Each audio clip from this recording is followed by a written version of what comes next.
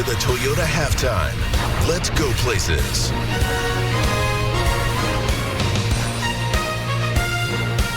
Halftime here in Seattle, third and final game of the John Madden Thanksgiving celebration as we honor the man whose reach goes far beyond coaching, broadcasting, and video games. On this day where football and family connect for so many, tonight a story of how the Madden family impacted another football family, that of current Houston Texans defensive back Derek Stingley Jr. and his dad. So here we go for half number You two. said I won't score. You're not. If I score, I get to pull out at least 2 hairs. Oh, now you say it too. Immediately out of your chin. You get one. I probably started playing around like 6 or 7 years old. I've always been playing, man, always. Plenty of football-loving fathers and sons play Madden as a way of connecting. For Texans cornerback Derek Stingley Jr. and his dad Derek Sr., it goes a little deeper, considering everything football's given their family and how John Madden came into the story when the game took so much away. And he's got room. Darryl Stingley, wide receiver, Chicago, Illinois. That is Stingley, touchdown. If you look at his highlights, my dad was pretty freaking good. You know, he made some big plays, and I think that he was someone that his team really counted on. The story begins in August 1978, a preseason game between Darryl Stingley's Patriots and Coach John Madden's Raiders. Stingley went over the middle for a pass in the second quarter and was hit hard by Oakland's Jack Tatum. The intended receiver is Darryl Stingley. The man he ran into is Jack Tatum. I recall going to the game, and I kept waiting for him to get up, but he never moved.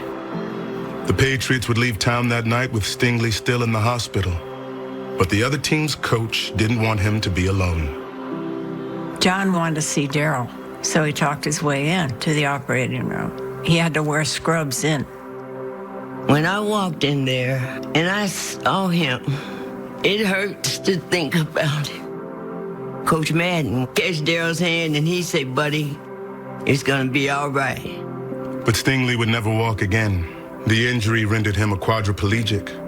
Still, as his hospital stay in Oakland turned into weeks and then months, Madden kept visiting the hospital.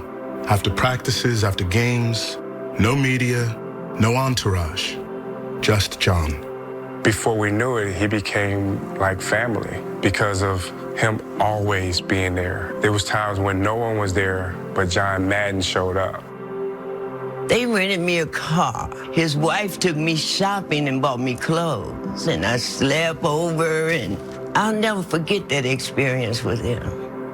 This is how he behaved in crisis. He tried to make Darryl's life as good as it could be, and he tried to be there as like a surrogate family member for the Stingleys. Stingley eventually returned to his hometown of Chicago, where Madden would continue to visit him over the years, doing whatever he could to keep him part of the NFL family. Please give a warm New England welcome. Number 84, wide receiver, Darryl Stingley. There's always hope. It's just heartwarming to know that people really care that much about you, you know, when they really don't have to. Darryl Stingley died in 2007 at the age of 55. John Madden died 2 years ago at 85. But the connection between their families lives on. 2 weeks ago, their sons met for the very first time. Hi, Mike Madden. Hey, Derek Stingley. Nice to see you. Nice to meet you. Nice to see you. Thanks for coming out. Oh, man, it's a pleasure. Thanks for having me here. Yeah. Oh, God, your voice sounds like your dad's voice. So this is where Dad spent all his time. To get a chance to meet Mike and to hear the stories, I can say he could be one of my best friends.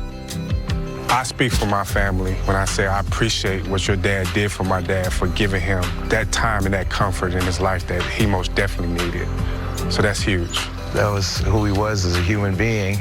You know, he loved your dad, and he made his presence felt, you know, where it was needed. It's great to see you. This was good for me. Thank you. Thank you. And as for Darryl Stingley's grandson, he's given his family plenty to be grateful for on this Thanksgiving.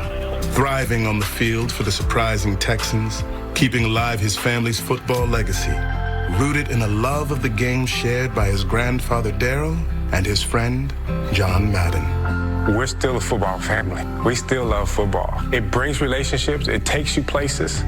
There's so much good that comes from the sport. And for our families to be intertwined, that's another good thing that came from it.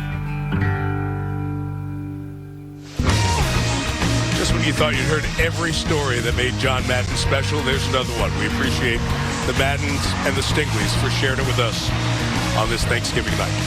24-3, Niners on top. Back to Seattle, more halftime in just a moment.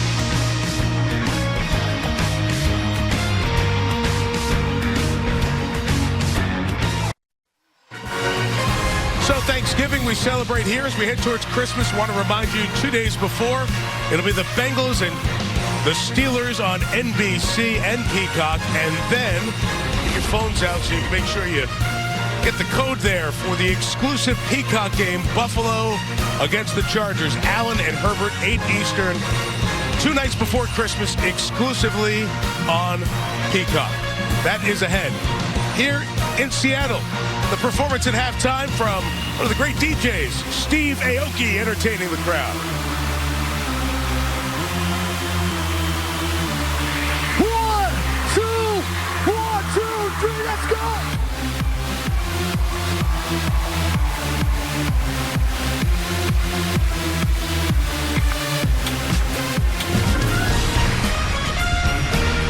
This has been the Toyota Halftime. Let's go places.